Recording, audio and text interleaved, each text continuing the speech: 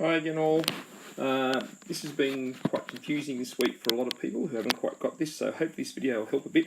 If we still have some confusion, we might make another video using the balloons and weights that we used in class. But we're really looking at adding and subtracting integers. Now just remember, with integers, it's a whole number that can be positive and negative, and it includes 0, and 0 is neither positive nor negative. So on the number line there's a whole bunch of positive and negative numbers, and that's the integers that we're talking about.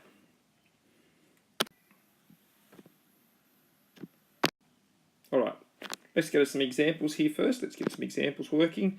So first of all, today I'm going to use 2 take away 5. So obviously when we start here at the number 2, okay, so we're going to use our number line here. So we're going to do 2. We know that this end is going to be take away, this end is adding. So we're going to do 2 take away 5. 1, 2, 3, 4, 5. So our answer is going to be negative 3. Fairly straightforward. And then down the bottom you can see another one. Let's use a different example. Negative 6 add 9. So we start at negative 6. Let's hope this doesn't move this time. 1, 2, 3, 4, 5, 6, 7, 8, 9. And our answer is, whoops, let's get in there. Answer is going to be 3.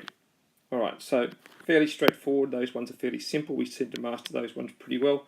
The thing that's confusing is going to be this bit here, at the top up here, where I have these plus and these takeaway signs.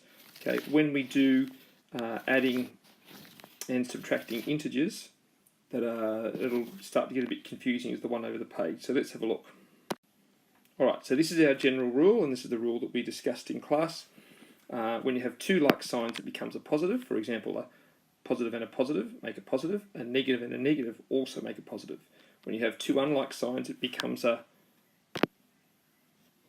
negative. There. Okay.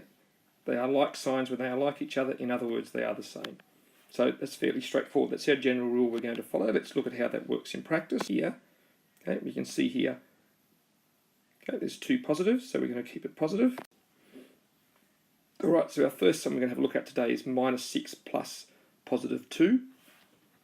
So if we follow the rule we had on the previous page, so let's have a look. So we can rewrite that sum as negative 6. We don't change the first sign. What we can change are these two. So we know there's 2 positives. Keep that a positive. Plus 2. And if we just follow what we did in the first example, minus 6, we're going to add 2. 1, 2 is going to be negative 4. Alright, let's have a look at some other examples. So again, this time I've got negative 3 take away negative 2. Now we know from our looking back at our rule that 2 negatives make a positive because they're 2 like signs. So we can rewrite this sum as negative 3 add 2. So we start here at negative 3. We're going to add 2, 1, 2. So our answer is going to be negative 1. If we need to do the balloons and weights, come and have a chat to me and I'll explain that one to you again. How that works and why that is, because I really want you to understand that one. Let's do more. Okay, so this time we're going to do a different example. 2 plus negative 6. So if we look at our thing here, we know that a negative and a positive make a negative. So our sum can be written as 2 take away 6. So again, if we use our number line, there's 2, 1, 2, 3, 4, 5, 6. So our answer is negative 4. Alright, so let's go one more.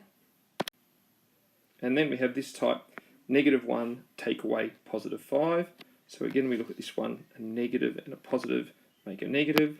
So negative 1 take away 5 is going to be, here's negative 1. Let's take away 5. 1, 2, 3, 4, 5. So our answer is going to be negative 6. Alright, hope that makes sense. It is a little bit confusing the first time we do it. Don't be afraid if you're finding it a bit hard, because most people do in Year 7 to start off with. But it's a really important concept that we grasp this, because we use it all the way through Year 7, 8 and 9 and upwards into senior school as well. Alright, I'll put some practice ones on. As always, come and see me if you need some more help, and have a good day.